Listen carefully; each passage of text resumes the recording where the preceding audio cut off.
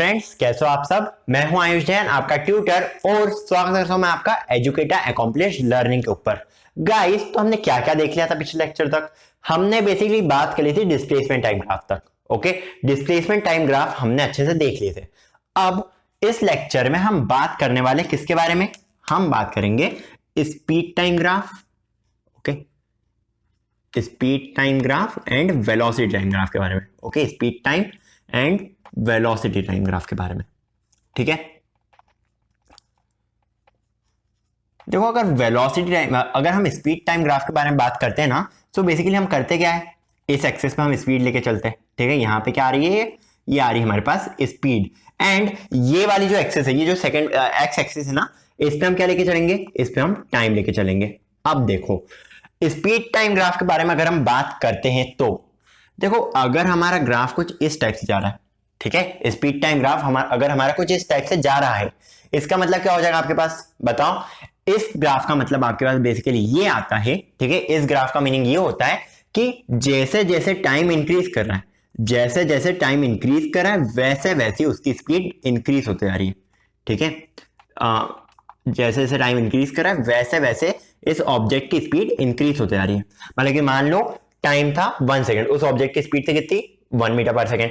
2 second हुआ तो 2 metre पर सेकंड हो गई, 3 सेकंड हुआ तो 3 मीटर पर सेकंड हो गई। सो इस टाइप से इसकी स्पीड बढ़ती जा रही है। एंड एक और चीज नोट करना कि अगर हम देखो, मान लो हमारे ये लास्ट पॉइंट था, हमारा ये फाइनल पॉइंट था, ये हमारी फाइनल स्पीड थी। अब अगर हम इसको इस टाइप से कुछ कर ले, यहां तक लेकर आ जाए, एंड अगर हम इसका एरिया कैलकुलेट कर ले, ठीक है, ये जो पूरा ट्रायंगल बन रहा है, इसका बेसिकली अगर हम एरिया कैलकुलेट कर ले तो क्या मिलेगा बताओ हमें। देखो हमें मिल जाएगा स्पीड इंटू टाइम। ठीक है, हम स्पीड इंटू टाइम कर रहे हैं basically. So speed into time is basically what, it is basically equals to distance. मींस अगर हम स्पीड टाइम ग्राफ के अंदर का एरिया कैलकुलेट करते हैं तो हमें बेसिकली डिस्टेंस मिल जाएगा। ठीक है, अब इसका एरिया क्या हो जाएगा, जैसे ट्रायंगल बन रहा है, इसका एरिया क्या हो जाएगा, मान लो ये वाला पॉइंट हमारा क्या है। ठीक है, एक बार ये देख लो, ये वाला पॉइंट आप मान सकते हो, ये आ रहा है आपके पास S, एंड ये वाला पॉइंट आ रहा है हमारे पास T। सो इसमें क्या हो जाएगा, ये S मत मानो, S1 मान लो। ओके, सो ये 0 से S1 एंड 0 से T है। सो अगर आप बोल सकते हो स्पीड क्या हो रही है इसकी, 0S1 into OT, OS1 into OT, which is basically nothing but, अगर हम बात करें इसका एरिया क्या हो जाएगा, half into OS1 into OT, which is basically the distance. तो इस तरह से हम इसका डिस्टेंस कैलकुलेट कर सकते हैं आसानी से।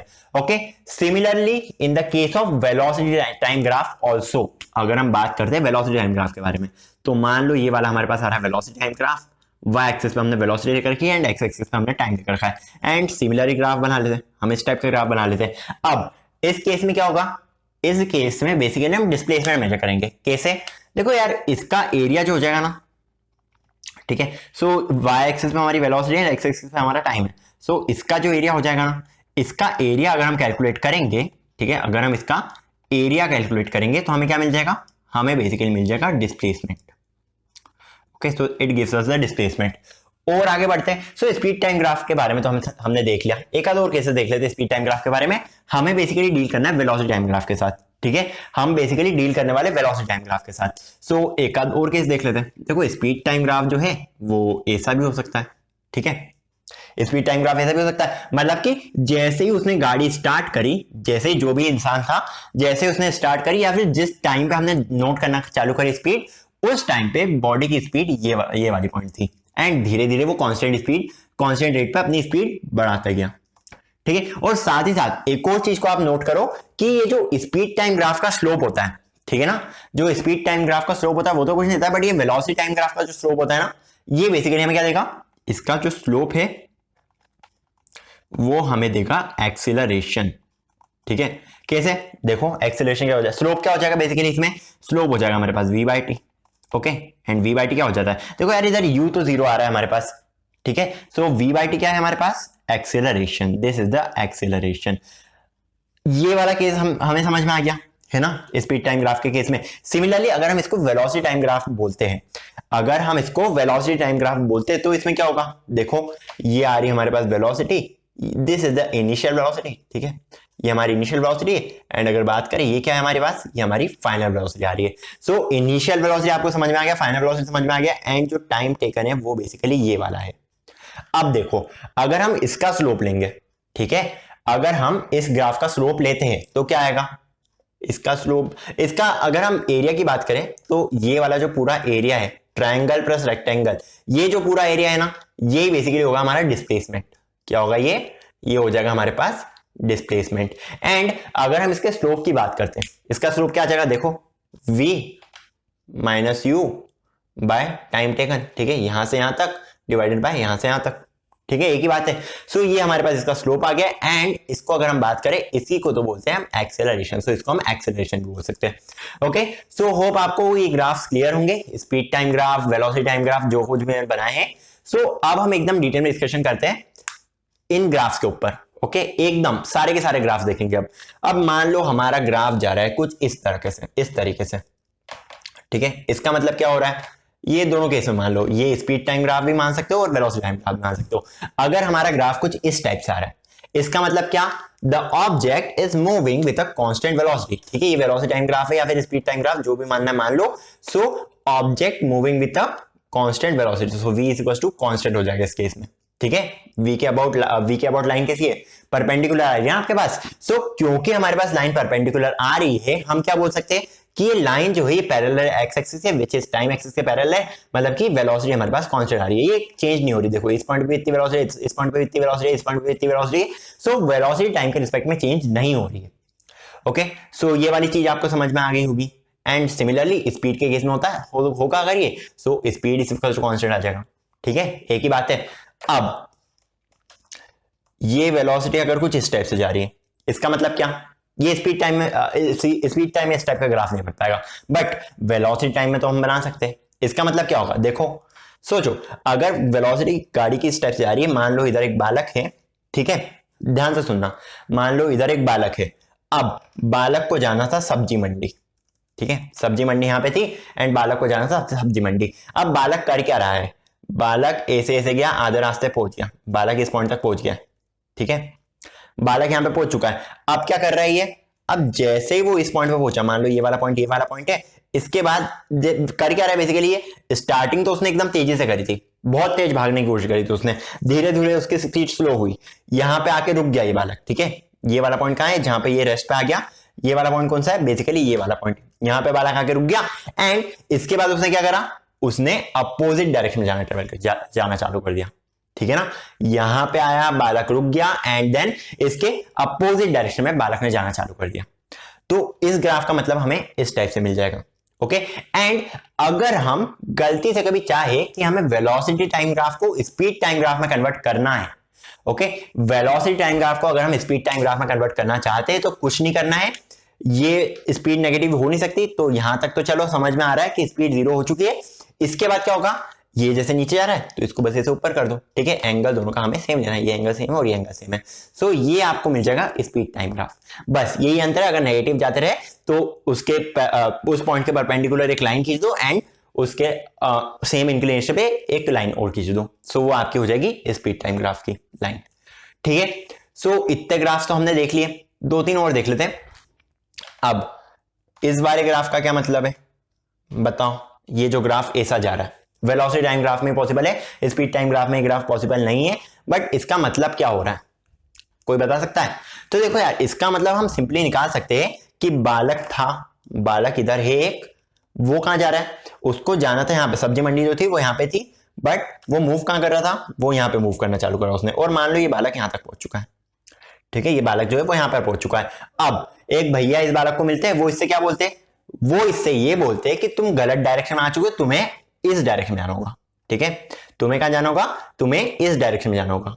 या फिर आप ऐसा मान सकते हो सिंपली कि पहले जा रहा था ये, सो पहले ये उल्टी डायरेक्शन में जा रहा था, ओके, तो जब ये यहां पे पहुंचा तब ये और पहले उल्टी डायरेक्शन में गया, ठीक है, ये इधर उल्टी डायरेक्शन में जा रहा है, तो ये उल्टी डायरेक्शन हमने मार्क कर दी है, बट ये इस पॉइंट पे आके रुका, ठीक है, मतलब कि मान लो ये इतनी उल्टी डायरेक्शन से ट्रेवल कर लिए, एकदम तेजी से आ रहा था, इसने यहाँ पर इतनी डायरेक्शन ट्रेवल कर लिए, इस पॉइंट पे आके रुका, एंड देन इसने अपनी डायरेक्शन बदल ली, इस टाइप का काम हो रहा है, ठीक है ना। मतलब कि बालक पहले जा रहा था यहाँ पे, तो यहाँ वाला हमारा ग्राफ आ गया इतना, उसके बाद इसने डायरेक्शन बदल दी और ये जाने लगा यहाँ पे, तो ये वाला ग्राफ आ रहा है हमारा पॉजिटिव पे।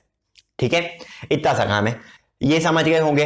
एंड अगर और ग्राफ्स के बारे में बात करें, ग्राफ हमारा कैसा हो सकता है, ग्राफ हमारा बहुत टाइप के हो सकते हैं, मैं आपको बस कुछ केसेस बता रहा हूं। ठीक है, सो एक काम करते हैं, इतना ही रहने देते हैं हम, क्योंकि इसके अलावा बेसिकली बहुत सारे ग्राफ्स तो होते हैं, बट सारे करवाने से कोई डिस्कशन मतलब नहीं कोई, आपको इतना ही ध्यान रखना है। एंड ग्राफ कुछ किसी भी तरीके का हो सकता है, ग्राफ जो है वो इस तरीके का भी हो सकता है, कोई दिक्कत नहीं, बना दिया ये वाला ग्राफ, तो ग्राफ इस टाइप का भी हो सकता है। ठीक है, बिल्कुल हो सकता है। ग्राफ जो है ये कुछ आप अगर मान के चलो ये कुछ इस टाइप का भी हो सकता है, मतलब कि डाउनवर्ड डायरेक्शन में। सो अब हर ग्राफ के मीनिंग में नहीं समझा रहा हूं।